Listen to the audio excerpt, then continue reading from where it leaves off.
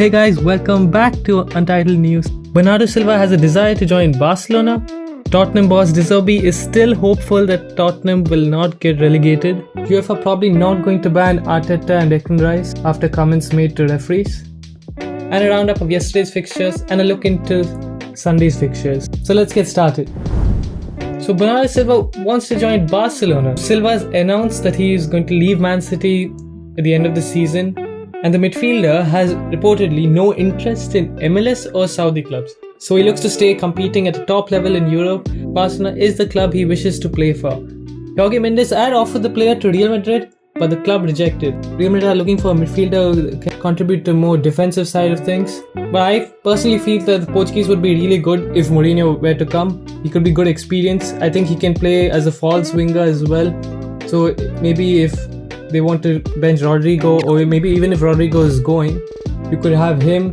But even if Real Madrid don't want him, one club that would definitely want Bernardo Silva is Barcelona, and even the player wants Barcelona. Now the only problem Barcelona could face here is a financial one, because they still have to comply to their one in one out policy and have to comply to FFP. So his wages would be about 18 million. But you can be happy, Barcelona fans, he's actually willing to take a 60% pay cut. I think only two things are needed to happen for this deal to go through. One is Hansi Flick's approval, and the second is Barcelona selling a midfielder, probably Marc Casado, just to balance the wage bill. Now, Silva is adaptable, and definitely Hansi Flick would love him because it would even ease the burden of Pedri and De Jong. And maybe if Yamal were to need to be taken off or rested, or maybe even if Rafinha need to be rested, he can play a more false winger type role, and he can do that at a really high level. So Barcelona fans, what do you guys think? Do you think Bernardo Silva is perfect for y'all? Because personally, I think he's world class, and he can be like how y'all had Lewandowski, where a player who's maybe not past their best, but in the later stage of their career, joining your club and having a really good spell there. So yeah, let me know in the comments. So on to the next. Now as a Chelsea fan, I can't tell you how happy this makes me. So Tottenham boss Zerbi declares that Spurs are not relegated yet. Now Spurs are 2 points off safety.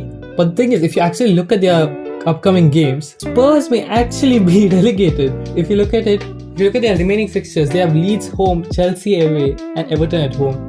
And their home form has been really bad because only Wolves have had lesser points than them at home than any Premier League club. And they have to play Chelsea, who I know Chelsea will defeat. Like, even if Chelsea have lost their last 5 games, or even if they were to lose the next game against Nottingham Forest, they would still definitely win against Spurs. And I know that because Chelsea's record against Spurs is one of the only things that have remained consistent over the years. So if you even look at Spurs team, their team is filled with injuries. So Xavi Simons and Solanke is injured. Xavi Simons picking up their injury against Wolves, and he's looking to be out for a very long time. And Spurs have to face Aston Villa on Sunday, and Villa coming back from a tough semi-final like the Nottingham Forest. Maybe Villa's tired legs could be an advantage for Spurs, but I don't think so, because Villa in the Premier League have actually been doing alright, and they may like to secure their Champions League spot. So yeah, Spurs may be relegated. The only sad thing would be that we won't be guaranteed 6 points next season. So yeah, that's a shame.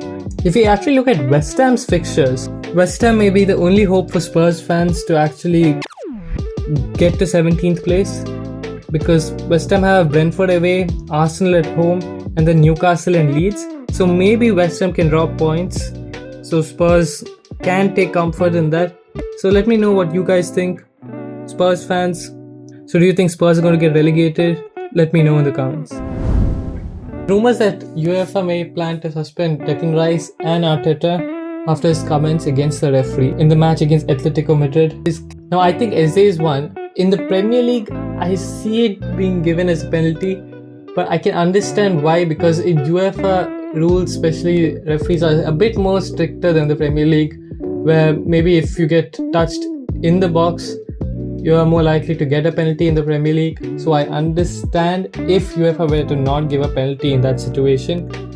But the suspension is mostly for the comments made, where Bryce says that the referee may be influenced with the fans, and that's why he changed his decision. And even Arteta complained talking about how the referee had to view the clip 13 times. Usually you see whenever a manager comments about a referee, they usually tend to get suspensions. I don't think they would suspend him here because they wouldn't want to create any controversy in the second leg. Could have been a penalty with a different referee. So maybe they do have a point, Areta and Rice. So yeah, what do you guys think of the penalty? Was that a penalty or was it not a penalty? And do you think in the Premier League would that be given?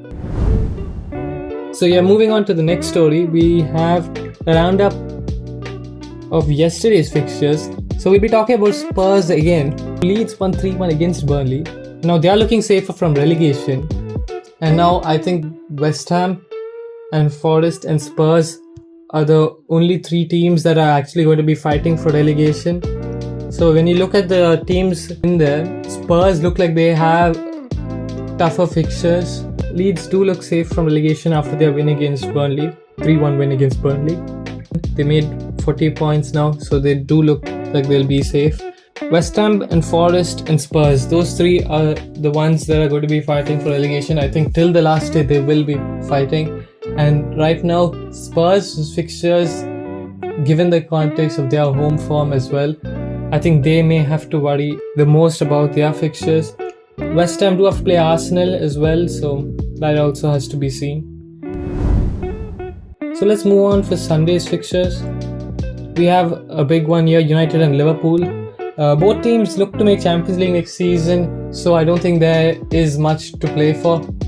Maybe United have to play for something, maybe to win 5 wins in a row, so that the guy can cut his hair finally. But when it comes to game news, Liverpool don't have Salah, they don't have Ekitike, Alisson is also in doubt. But they're still in good form with a win in the last 3 games. With injuries and with everything around their goalkeeper, they're using Freddie Woodman. I don't know how experienced he would be playing for Liverpool. So I think personally the game would go to United. I think it'll be a 3-1 win. So last time Liverpool played United, they did lose with a late winner from Maguire. So with the injuries in mind, with Liverpool not having a proper goalkeeper, they're using their third choice goalkeeper, I think United will win 3-1. So yeah, let me know your guys' predictions, and also if you have any predictions for any other game, whether it's Dortmund versus Gladbach or Barcelona versus Osasuna, let me know. Yeah, that's all for Untitled News. I hope you guys enjoyed it, and I hope you remember to subscribe. Yeah, thank you.